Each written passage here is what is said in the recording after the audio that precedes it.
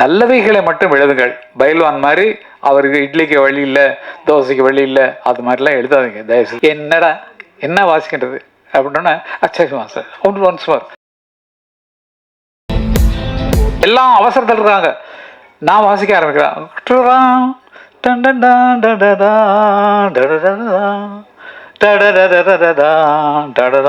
இப்படி வாசிட்டு இருக்கேன். அதுக்கு மேலே எனக்கு தெரியல நான் என்ன பண்ணுறேன். அப்படி ஆகிப்போச்சு, கட்டாயிப்போச்சு. என்னடா என்ன வாசிக்கின்றது அப்படின்னா அச்சா சார் ஒன்ஸ் ஃபார். இதே மாதிரி 3 தரம் போச்சு.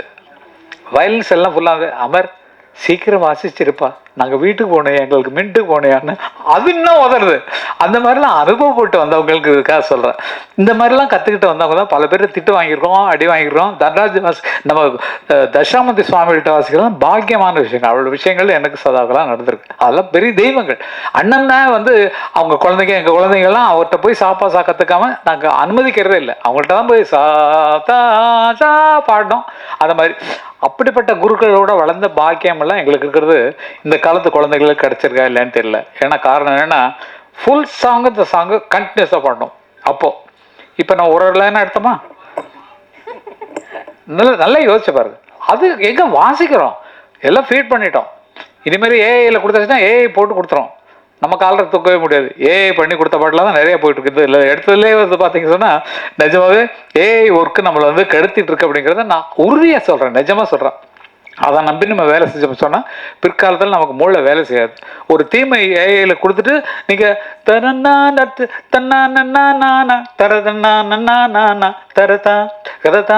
தரதானா வார்த்தை எழுதுறது. அவன் தான் தானையா போனா அட போனானையா வந்தா அடவா அடப்போ அடையா வானோ பாட்டு எழுதிடும் பாடிடும். இதில் எப்படி நம்ம பேர் போட்டுக்கிறது? ஏன்னா அது கிரியேட் பண்ணி கொடுத்துருது. ஆனால் இசை கங்கை அமரன் போட்டுக்கிறது மரியாதையா? எதுக்கு நான் அதை சொல்கிறேன்னா, வருங்கால குழந்தைகள் தன்னால் சிந்திக்க கற்றுக்கொள்ளணும், சிந்திக்க எழுதி கொள்ளணும். நம்ம ஏஐட்ட கொடுத்தா பண்ணால் நம்ம காலரை தூக்க முடியாது. தூக்க வேண்டியது ஏஐ தான். பிற்காலத்தில் வரப்போகுது அதுக்கான ஃபைனல்லாம். ஏன்னா அது இப்போ டவுன்லோட் பண்ண விட்டுடும், அப்புறமேல் போடுற சார்ஜில் தீட்டிட்டாங்கன்னா நம்மளால் அதுக்கு ஒரு சேர்ந்து நான் பண்ணவே முடியாது. ஆகவே வளர்கிற குழந்தைகளை நீங்கள் அப்படி வளங்க. தன்னால் உனக்கு இருக்கிற சுயரூபத்தை வெளியே கொண்டு வா அப்படிங்கிற மாதிரி சொல்லணுங்கிறது என்னோட மனது ஆசை.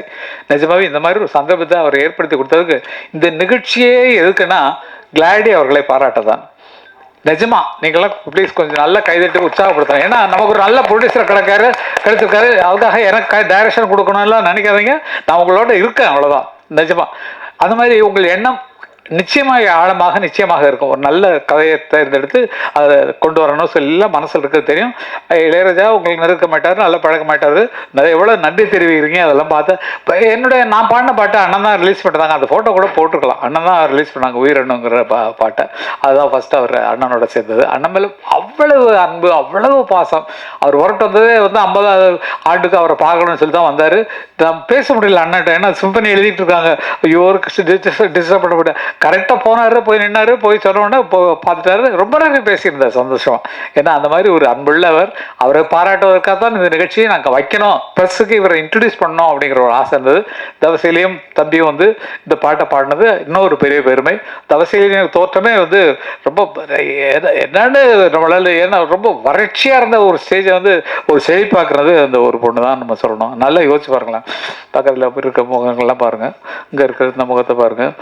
நல்ல பயங்கர குறும்புக்கார பொண்ணு, ரொம்ப குறும்புக்கார பொண்ணு, ரொம்ப உற்சாகமான பொண்ணு. அவங்க அம்மா அப்பா வளர்ப்பு அந்த மாதிரி ரொம்ப ஈஸியாக வாழ்க்கையை வாழ்ந்துட்டு இருக்காங்க. தம்பி துபாயிலிருந்து வந்திருக்காரு இந்த நிகழ்ச்சிக்காக. அதுக்காக அவருக்கும் பாராட்டுகளை தெரிவித்துக்குள்ள கடமை விட்டுக்கிறேன்.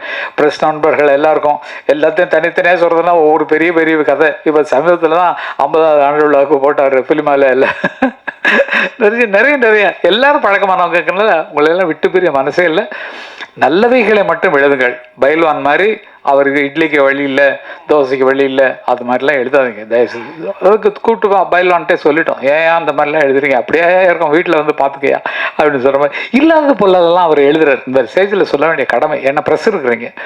எல்லாம் இல்லாத பொருளாதெல்லாம் சொல்லி எழுதுறதுக்கு அதுக்கு எதுக்கு அவ்வளோ பெரிய ஆள், வளர்ந்த ஆளுக்களை நம்ம திட்டணுமா? அவங்க கஷ்டப்படுறாங்க. குழந்தைகள்லாம் ஒன்றா இருக்காங்க. வீட்டில் வேணா எங்கள் வீட்டில் ஒரு வாரம் இருந்து பாருன்னு சொன்னேன். ஈவன் இது துபாயில் செட்டில் ஆகிட்டான். இவன் கார்த்திக் பார்த்தீங்கன்னா அவன் அண்ணனுக்கு அங்கே தான் இருக்கான், அவங்க ஒய்ஃப் தான் அண்ணனுக்கு சமைச்சு போகிறான். இதெல்லாம் இல்லாமல் அவர் அனாதையாக இருக்காரு அப்படி போட்டு என்னத்தையோ கிரியேட் பண்ணி இளையராஜாவை எதுக்கு இறக்குறீங்க? 50 வருஷம் ஒருத்தர் ஆள் நிலையாக நின்றுருக்காரு, அப்படிப்பட்ட ஆளை இறக்கணுமா? நல்லா யோசிச்சு பாருங்க. பைல்வான் எழுதுனது கரெக்டாக, இது பைல்வானுக்காக சொல்கிற வார்த்தை தான் இது. பைல்வான் அவர்கள் அதற்கு மன்னிப்பு கேட்டே ஆகணும். ஏன்னா யார்கிட்டயோ வாழ்க்கையை படுத்தணும் அப்படின்ற மாதிரிலாம் தப்பாக சொல்லிட்டு இருக்காரு. அது சரியில்லை. எங்களை நேசித்து கொண்டு போங்க. ஏன்னா 50 வருஷம் வாழ்ந்துருக்கோம், வயசு 78க்கு மேலே ஆகுது, அண்ணனுக்கு 82 வயசு மேலே ஆகுது. ஆகவே எங்களை காப்பாற்றுறதுக்கான வெளியே பண்ணுங்க. நாங்கள் இது வரைக்கும் வேலை செஞ்சுட்டு இருக்கோம் ஐயா, இத்தனை வருஷமா 70லேருந்து வாசிச்சுட்டு இருக்கோம், மியூசிஷியனாக இருந்தோம், இன்னைக்கு வரைக்கும் இருக்கிறோம். ஆகையில் எங்களை பற்றி குறை சொல்ல வேண்டாம், எங்களை எழுதுங்கன்னு கூட வேண்டாம். ஆனால் இல்லாத எழுதி அவர்கள் கேவலப்படுத்துறது ரொம்ப கஷ்டமான விஷயமா இருந்தது. பயில்வான்களுக்கு ஃபோன் பண்ணி சொன்னால் சாரின்னு சொன்னார். அதையும் சொல்லிடுறோம். ஐயோ தெரியாமல் யாரோ சொன்னதை நான் போட்டேங்க, தயவுசெய்து மன்னிச்சிருக்கேன்டாரு. இல்லைங்க, இது ரொம்ப மட்டமான விஷயங்க. ஏன்னா உங்களுக்கு விளக்கம் சொல்கிறதுக்காக நான் இந்த வார்த்தையை சொல்கிறேன். அவர் இளையராஜா கஷ்டப்படுறாரு, யார்கிட்ட அவர் தனிமையை நாடிக்கிட்டு இருக்காரு. நான் போனாலே பேசாமல் எழுதிட்டு இருப்பார், அவ்வளோதான். அவர் வேலையும் டிஸ்டர்ப் பண்ண மாட்டேன். அவராக இருக்க விடுங்க. கங்கை மரணம் என்ன மாதிரி ஆட்கள் இப்படியே விடுங்க, இதை தவிர வேறு வழி இல்லை. அன்றைக்கி பேட்டியில் போய் நான் போய் என்னென்னமோ பண்ணிட்டு வந்தேன் போய். அது மாதிரி அவரவர்களாக இருந்தால் அவர்களாக வளருவதற்கு அடையாளம் இருக்கும். இப்போ கிளாடி என்ன மனசில் வச்சிருக்காரோ அதை நோக்கி தான் வந்து கொண்டிருக்கார். சதா அவர்கள் மனசில் என்ன நினச்சிருக்காரோ அதை நோக்கி தான் எழுந்து கொண்டிருக்கார். ரவிகாந்த் என்ன நினச்சிருக்காரோ அது மேலே தான் வந்துட்டு இருக்காங்க. நீங்களும் சரி, எல்லாரும் சரி, அவர்கள் இடத்தில் உயர்ந்து போகிறார்கள். எண்ணம் எது அதிகமாக இருக்கிறதோ அதுதான் உச்சத்தில் வர முடியும். இப்போ எங்களை பார்த்தீங்கன்னா என் கனவும் நினைவும் இசையே இசை இருந்தால் மரணமேது என்று பாடின மாதிரி இன்னைக்கு வரைக்கும் அந்த மியூசிக் லைனை தவிர வேறு எங்கேயாவது போயிருக்கோமா? எங்களுக்கு இருக்கிற பணத்துக்கும் எங்களுக்கு இருக்கிற வசதிக்கும் பில்டிங் கட்டி வாடகைக்கு விட்டு அதை விற்று நல்ல லாபம் சம்பாரித்து ஒரு பெரிய பில்டர்ஸாக இருக்கலாம். அந்த மாதிரிலாம் எண்ணம் வரல. இசை கனவும் நினைவும் இசைங்கிற மாதிரி இசையிலே இருக்கிறோம். ஆகையால் எங்கள் மேல் தவறுகளை பயில்வானவர்கள் எழுத வேண்டாம் அப்படிங்கிறது சொல்கிறேன். ப்ளஸ் நீங்களாம் நமக்கெல்லாம் நல்ல தோஸ்துங்க. நீங்களாம் சொல்கிறதுக்கு ஒன்றும் இல்லை. வாழ்க்கையில் நினச்சி பார்த்தீங்கன்னா எல்லாத்துக்கும் ஒரு அர்த்தம் இருக்கும். ஆகவே உயர்ந்தவர்களை அப்படியே காப்பாற்றோம். எப்படி இருந்தாலும் சரி, என்னவாக இருந்தாலும் சரி, அவர்களை காப்பாற்ற வேண்டும், அவர்களை போற்ற வேண்டும், நமக்கு வழி நடத்திய தெய்வங்களை வணங்க வேண்டும் அப்படிங்கிறதான் என்னுடைய பெரிய விஷயம். இந்த நிகழ்ச்சியை நடத்துவதற்கு மிக ஆதாரமாக இருந்த நமது பாபு அவர்களுக்கு, டைமண்ட் பாபு அவர்களுக்கு ரொம்ப நன்றி சொல்ல கூடாது. என்னுடைய வாய்நாள் அவங்க நன்றி சொல்கிறது தனியாக வச்சுருக்காங்க. இருந்தாலும் பாபு வந்திருக்கீங்களா? கண்ணா என்னவோ பார்த்து ரொம்ப நாள் ஆச்சு. பாபு தான் அண்ணன் இளையராஜாவுக்கும் சரி எங்களுக்கும் சரி ரொம்ப பக்கத்துணையாக இருப்பவர். எந்த வேலைனாலும் நிமிஷத்தில் அரேஞ்ச் பண்ணி கொடுப்பார். அன்றைக்கி 50வது விழா அவர் தான் அரேஞ்ச் பண்ணிட்டார். வாங்க பாபுக்கு பாபு வாங்க. பாபு அவங்க அப்பா கூட இருந்த இவர் இத்திரோன்னு குழந்தை. அதான் பாபு தம்பி வாங்க தம்பி. ரொம்ப பெருமையா இருக்கு. காரணம் என்னன்னா, நாங்க சொல்லத்தன்னைக்கு நாடகத்துக்கு வாசிக்கக்கூடிய இசையமைப்பாளர்கள் அந்த போது இவங்க அப்பாவோட எங்களுக்கு பழக்கம். இவங்க அப்பா தான் எங்களை அப்ப தூக்கி வளர்த்தவர். எங்களுக்கான ஐயோ நல்லா வாசிக்கிறாங்க அந்த பிள்ளைங்களை, இதை வர்றேன்